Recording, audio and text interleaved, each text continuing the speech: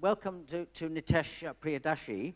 He sportingly jumped in to replace Pradeep, and if I can, on behalf of Pradeep, present his apologies for not being here. I think he's got a meeting without coffee and biscuits somewhere. With a degree in anthropology and an MBA, Nitesh previously worked for Nielsen before his 15 years with Unilever. He's worked in Morocco, Brazil, and India before basing in Singapore. With him is Dan Foreman, who's the director of Borderless Access, specializing in emerging technologies, and Dushyant Gupta, also from Borderless Access. Thank you, Borderless Access, for sponsoring the lunch, proving that there is such a thing as a free lunch. To explore deliberate lying, please welcome all three of them. Great. Do we deliberately lie? Sometimes yes, and sometimes no. We see in research a lot that we deliberately lie. We overclaim things. We claim certain brand usage. We claim a frequency of usage. And sometimes that's deliberate because we want to present a better image of ourselves. I may tell you that this is a tailor-made suit because I want to project a certain image of wealth, of achievement. I may also tell you that because I've remembered it wrong. I actually bought it at a cheap retailer, Asda. George, this is actually a very cheap suit. But it's rare that I'll volunteer that information. So sometimes we will project an image deliberately which is not true.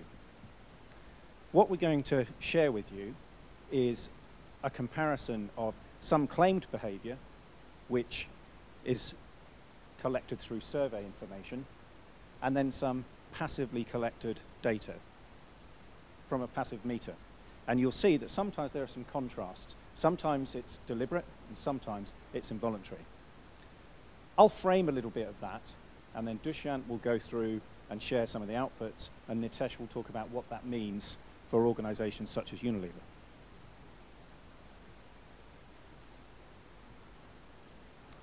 I think it's very well documented and very well researched that we are poor witnesses to our own behavior and also often to others. But some of what we believe can sometimes be so far from the truth that it's staggering.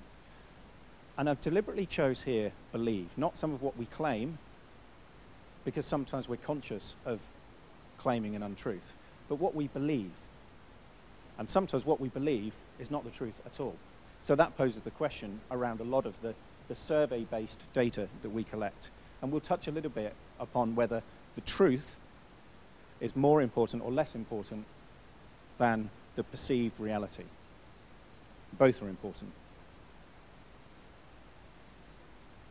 At Borderless Access, we collect all sorts of information through online surveys, through mobile surveys, and we're able very simply to compare the kind of responses we get by a number of markets. So here's just an example of some of the passive information that we can collect. First thing you'll see is that when people are completing online surveys, there's some differences across regions. Also, there's some differences when people are completing mobile surveys. But perhaps what's most striking here is that you'll see that, in general, people answer online surveys at a very different time of day than when they're answering mobile surveys. Now, what does that mean? I don't really know the answer, but what I do know is that when people are filling in an online survey, and then they're filling in a series of identical questions on a mobile survey, the context is different. There's been a shift of maybe a day or 8 hours, and during that time, they will have been exposed to different brands, they would have consumed different products, and that means, of course, that the context within which they're answering the survey data is different, of course. Some other interesting, fun facts that we've discovered through the passive data collection that we have. We charge our phones a couple of times a day. Maybe that's not so surprising. People, on average, I think this room's a bit different because a lot of people are constantly staring down. But on average, we're unlocking our smartphone a huge amount of time. Now, what does that mean? Of course, that gives any brand, any company, an enormous opportunity to engage with people through the front of screen. Perhaps surprising again for this sort of audience, 2/3 of people don't download apps. They have what comes hard-coded on their phone. So this is the broad agenda we're following. So a little bit more about lying. Some familiar examples. Of course, you know the answer to this question. Are they of the same color? Yes, they are. Now, some of you are smart in the room, and you can see they are, in fact, the same color. But for a lot of people, we're seeing different colors because our brains are distorting what we see. So when we answer and say, no, they're different, that's an involuntary lie. There's an even more familiar example around the lines. But when seeing this for the first time, you do, of course, perceive them as different. So our brain can play tricks on us. What about a 40-minute survey? In fact, we discussed with an unnamed client yesterday that sometimes they lie too when they are asking us to pitch for things, and they say, it's a 30-minute survey, knowing full well it's going to take an hour. But if they say an hour, they know it's going to be expensive. So our clients lie too, sometimes voluntarily. And of course, we know this too. So we unintentionally bore respondents. Perhaps no surprise either, that of course we'll all say, you can have what you want when I die. Or if you need to borrow certain parts of me to help someone, it's a good idea until you have to do it. So there's all sorts of psychological theory around why people lie, but we simplify this to involuntary lying and voluntary lying. And what that means for research is that sometimes people lie because what we're presenting them with and what we're asking them to do is a bit boring, or it's too long, it's unengaging, etc. But even when we've produced a great survey, a really good piece of research, we involuntarily lie. Some of that is biases of memory. Some of it is because what we believe to be true is not actually true. And Dushyant's going to share some of the surprises around the belief and the actual truth, the reality.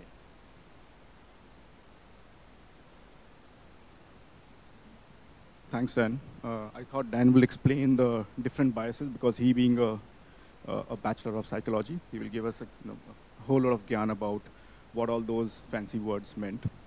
To give you a background about why did we do this research. Borderless Access, a server research company, traditionally now changing its mode into more technology research company. We behaved like a brand because we were trying to engage with our panelists, customers, and we wanted to ensure that we get the most out of the engagement. We want our panelists to do more surveys. We want our panelists to stay in the panel for a longer time. We wanted to reduce the panel fatigue, panel dropout rates. We wanted people to be engaged with the survey process. So in the zeal or challenge to unlock the customer engagement, we tried different methods. We tried the survey method. We did our own research. We tried to look at their behavior in terms of what they do in a typical 24 hours a day, what they do on their Facebook, on Twitter. So we kind of looked into their world and tried to understand how we can use methods, marketing methods, to engage with our panelists. In that, we had our panelists download an on-device meter, which is basically a recorder of whatever they're doing on their smartphones, an opt-in method. And we, surprisingly, the data showed a huge load of learnings for even a brand like Unilever. So having given the background, I'll show you the approach that we followed for this particular research and research. About 1,000 people were surveyed across 6 markets, India, Indonesia being in the Asian region, Brazil, Mexico in the Latin American region, and Turkey and South Africa in the other parts of the world. Each one of these panelists had an Android smartphone. They opted into an on-device meter, which was constantly running on their phone. And the demographics were, typical demographics that any research would follow. 18 to 55 years old, male, female, top 15 cities or regions of the country. And one key thing was additional in terms of our screening. All of these were engaged panelists. And the definition of engaged was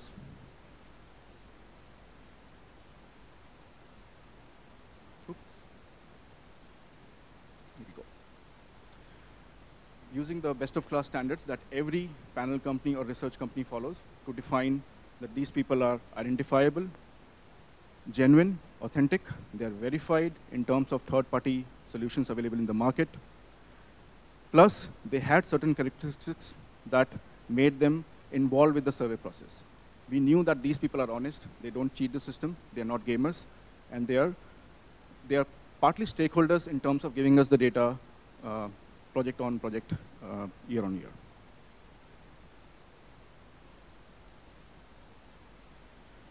We ensured the survey was not more than 10 minutes. Straightforward survey. We asked about what kind of mobile brand they have, what kind of network they have on their phone, what kind of OS. We asked about what kind of apps they have downloaded, how many times they have interacted with those apps in terms of number of activities and the total time spent. We also asked about stuff that they do with their phone, right? As soon as you wake up, what do you do with your phone? When you go to sleep, what do you do with your phone? How many photos do you have in your phone? How much memory do you, have on your phone, and how much do you use? And things like how many times do you charge your phone? So pretty much a straightforward survey which would not tax the consumer's mind. Made the research slightly more interesting, where we asked one set of respondents the questions in a 30-day context. So we said, in the last 30 days, how much have apps you have used? A similar set of respondents were asked for 7 days in terms of their usage. And the third set was more recent, what did you do yesterday kind of a thing. And we even made the research more interesting by having one set of respondents see their response as a visual aid. Because people are talking about numbers, they are talking about minutes. Okay, I spent 25 minutes on WhatsApp, for example. Now, in the subsequent questions, we showed them the visual cues about what they had responded earlier. And another set without any cues. So people had to think on their own, convert, do the maths, and then enter the data in the survey.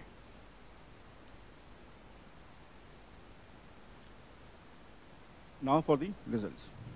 As then mentioned earlier, some of the inaccuracies are so staggering that we had to go back and recheck the data and understand why this is happening.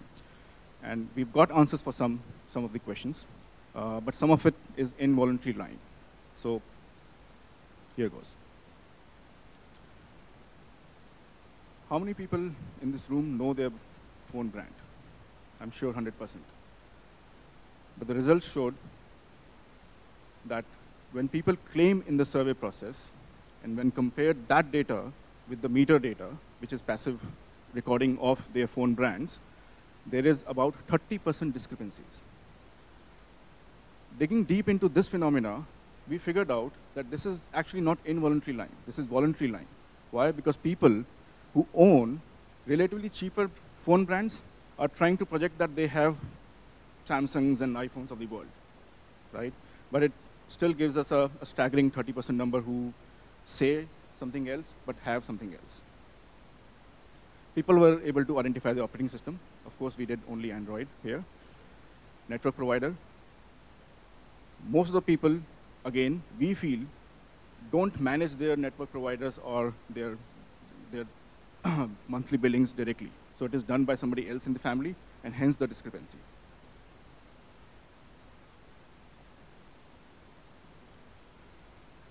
Going on to the total time they spent on mobile phones.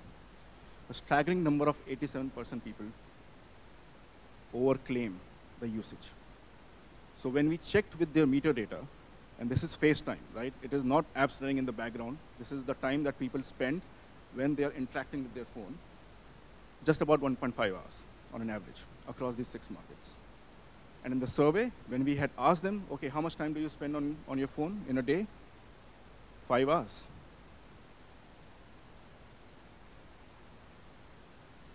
And if we plot the entire population, they're overclaiming by a huge margin.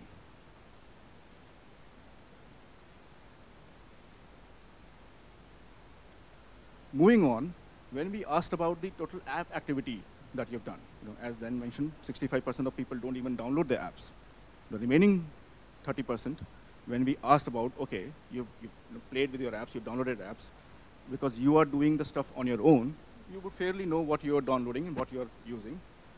The inaccuracies, the red bars, jumped up to 61%.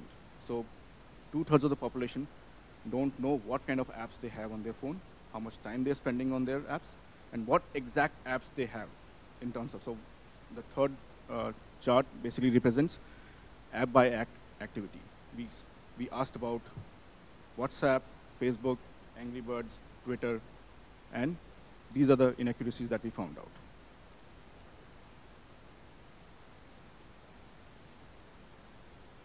So it was not all dark. We had some, light in the end of the tunnel. Remember, in the survey process, we had asked about people to relate the 30-day usage versus a more recent 3-day usage. The accuracies actually jumped up. And as you can see, the numbers, 36% of accurate people jumped up to 43% of accurate people. Similarly for app usage. Which kind of alludes to a finding that we will present in the later part of the presentation. Now we looked into the specific app usage, and clearly we try to understand how many people are correctly able to identify their usage. WhatsApp, by a fair margin, came across as the single most used app, and as many times as 9 times a day, people are engaging with WhatsApp. And look at the accuracy levels. People are able to identify almost everybody in the sense of research, able to identify how many times they have used the app and how much time they have spent on the app. Versus other apps which are relatively low in use, for example, e-commerce app, people don't spend that much time. It is an important app, people use it, but they don't spend that much time on the phone for that app, and the accuracy levels go down to as low as 11%.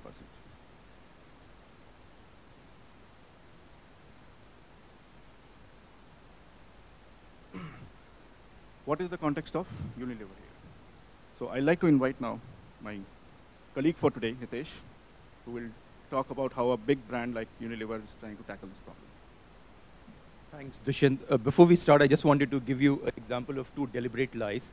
So there was the deliberate lie in the invite that Pradeep is going to stand here to ensure that most of you turn up. But the truth is that you have to do with somebody more intellectually challenged than Pradeep, which is in me here.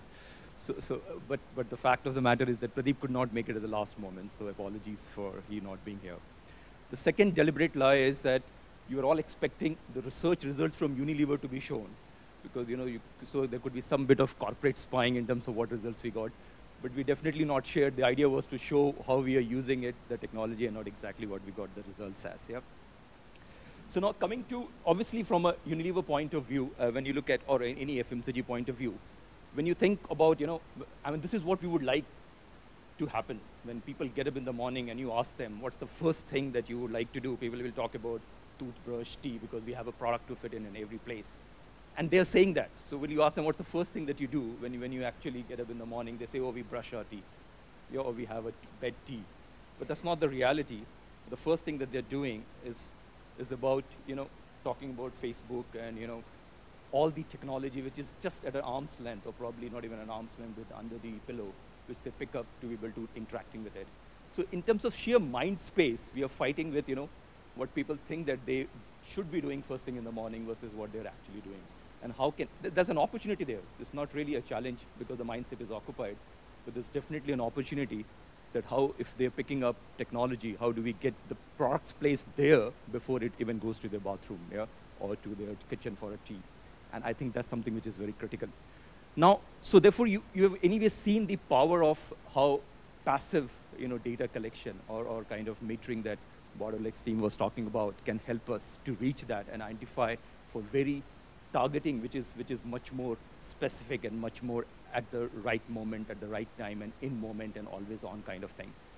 Now, there are a couple of things from a context of research which I just wanted to highlight, which is in an attempt to uncover the truth, we often forget that there is something called belief and perception, which is equally critical. Because many a times what consumer does is not does based on truth, but does based on what she or he believes and perceives, and that makes kind of the hand going out to pick the right brand or the right product. So therefore, while it's important to know the truth, it's equally important to make sure that you are aware of what she is claiming to be, because the claim is again very important in the social context that she is talking about. It's equally important to know what she perceives or believes to be correct, factual. Well, it may not be fact, and then you come up with a strategy based on all the three realities. So therefore, if the question was, which I think Dan started with, if one research or the other is the answer, I mean, my personal belief is it's not, because if you don't know what she is claiming, if you don't know what she believes, and if you don't know what the truth is, somewhere you would absolutely miss in targeting the ways you should be into getting to buy your product. So this is where the entire journey begins. And that's what basically is a challenge as a marketeer, that when you are introducing the brand in the digital world, while mobile metered panel could be one relevant way for every instance and product, how do you understand in a totality? And that's something very critical. But this is not all, because just think about the reverse cycle. Think about a reverse cycle where you get to know the truth first, yeah? And this is happening, almost people, probably somebody sitting next to you is already doing it. So there's a guy who's walking up to the office feeling sad because he's dragging himself to the office, and an inbuilt device in his body, or even a phone which is close to his chest, or tells him that you are sad, therefore you need a Ben & Jerry to kind of, there's a time for Ben & Jerry. And the Ben & Jerry pops up on his inbuilt device on the body and says that, okay, time for a Ben & Jerry. So the truth is that the technology has figured it out that he's sad because of his palpitation or perspiration. There's enough way, I can have a full session on that. And then it tells you that, okay, time for a Ben & Jerry, and there is a Ben & Jerry, available at arm's distance at 50% the cost, or 20% the cost, or even 50% premium, because he's anyway sad and he would pay for it, yeah. So that is something which then connects that, and that's something where the truth then triggers the belief and the perception, then which triggers the claim that I want an ice cream now, yeah. And that's something where the reverse thing would happen, and that's not very far off, yeah. So that's where we are all going towards, and if all of us are not really geared towards it, we'll miss the bus sooner or later, yeah. That's what I wanted to say. But the fact is, which is also a great fact, because we're talking about truths and, lie and fact. If nothing of this works, if nothing of these works to get to the truth, one thing definitely works, and this is a bottle of vodka. So get a consumer a bottle of vodka, and you will get all the truth that you're wanting from him or her. But there is a disclaimer that you will need to check with SOMAR and make sure that you put the disclaimer, because I'm not sure if you're allowed to do this when you're getting any things. I would just hand it over to Dan for some last thoughts. Thank you.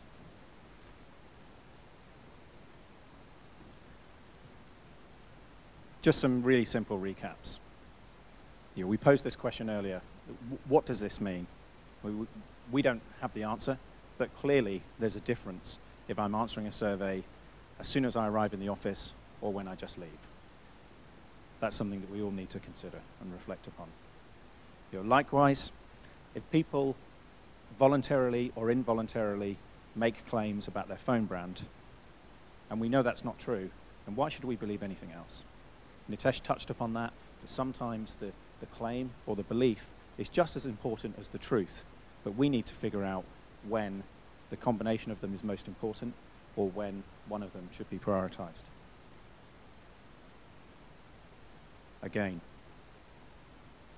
if people are incapable of clearly explaining how they use a device, something they interact with 110 times a day, why on earth should we believe them about something else, any category, any brand usage?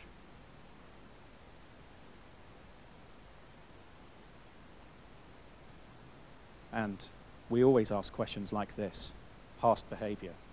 It's very tough for us to recall anything over any sort of period of time. We see that the closer we get towards the in the moment that we often talk about and hear, this reinforces that point, that in the moment is really key, because that's when we've got a really good chance of accurately recalling.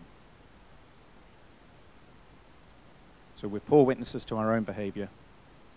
Survey-based data is very good at helping us interpret what we see in the passive data. Sure, we sometimes deliberately lie, and consciously so, but there's other times that we don't, because we believe something which may not be true, but that belief is as important as the truth. So we welcome any questions. Yeah, this is the truth, the whole truth, and nothing but the truth. I still use Pear soap after 65 years. Any questions before we have some fresh air, or coffee rather? Great. Hi, thanks for the presentation. My name is Ying, I'm from Vision Critical, and I'm just curious, did you find any differences by country? Which countries were more likely to lie compared to others? Don't answer that question. So yes, definitely there were differences in terms of regions. Within countries, there were differences between demographics, and there's tons of data to analyze, right? And idea is there are findings that we want to use for obviously other researchers. We want to come back again for the 2 conferences for MRMW, but we will be able to give you a lot more details, because it will take a lot of time for us to tell you the differences. Just like in survey response, right? India behaves differently when responding to surveys on mobile versus online. Latin America behaves completely different. So there are definitely cultural impacts in terms of how people react to meter and respond to surveys. Not just regions, demographics, type of device, whether you are using a high-end phone versus a low-end phone, socioeconomic classifications. So the entire the background where we talk about differences because of A, B, C factors, they were seen in this particular case as well. Okay. Anyway, could you please say who you are and where you're from before you speak? You did, sir. Thank you very much for reminding me. I got scolded then. Any more questions? I'm Anila from ItStats Research. I have 2 questions. The first thing is that you said that you use the on-device passive meter for collection of data. I mean, I just had this thought that some of this is fairly personal data. So does the ISOMAR have any specific guidelines? Do you need any special permissions before you can collect and disperse this data? Because intuitively, while it's great, I think some of it may be at odds with consumer privacy, etc. Sure. So if you have, I'll try to answer first and obviously give to ISOMAR. So if you have a smartphone and you try to download any app, Android will show you the list of things that they will do, right? And there are some other operating systems which won't tell you, but they will do a lot of stuff, around metering. There are guidelines which obviously we follow in terms of telling the respondent or panelist very clearly what's going to happen.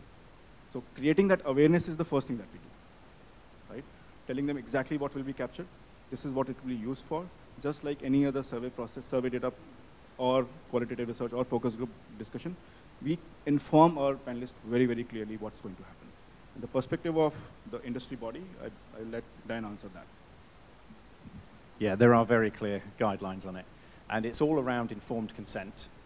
And there's an entire group put together specifically to address some of the concerns which can be raised when doing mobile data collection and also passive data collection. There are a number of those committee members in the room, including Guy. And so it's been signed off and endorsed by many of the major providers of mobile technology and solutions, also endorsed by Unilever, who's a corporate member of SMR. So they also, everyone within the CMI team follow the SMR guidelines. But it's quite interesting to think about informed consent, because the very definition of what we're talking about here is we're collecting information that some people don't even know about themselves. So informed consent is perhaps something that needs modernizing itself, because if we don't know what we're now revealing to you, then of course we can't consent. But the general privacy rules and guidelines that operate globally are around this notion of informed consent. and we're very buttoned down in terms of privacy. Okay. Thank you. I think if we may, should we have coffee? Or one more, I'm getting a finger over there. One or two? One more question. Hi, my name's Mark Shubridge, I'm from Binu. I'm interested to know what the uninstall rate of the passive monitor was over what period, and if it was significant or not.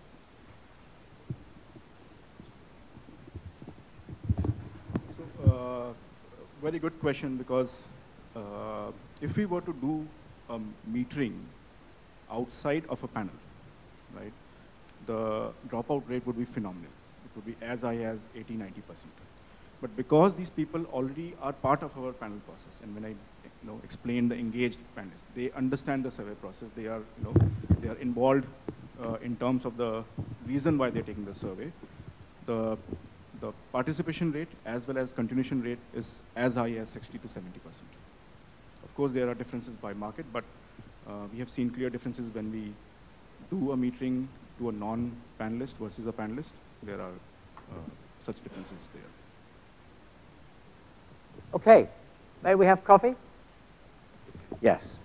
And Thank you again, very any much. questions we are here outside, Excellent. please come and ask any questions about the research that you have. Thanks. Thank you. Exciting to meet you. Nice to see you. Okay, well done. Good. Good, great. Thanks, mate.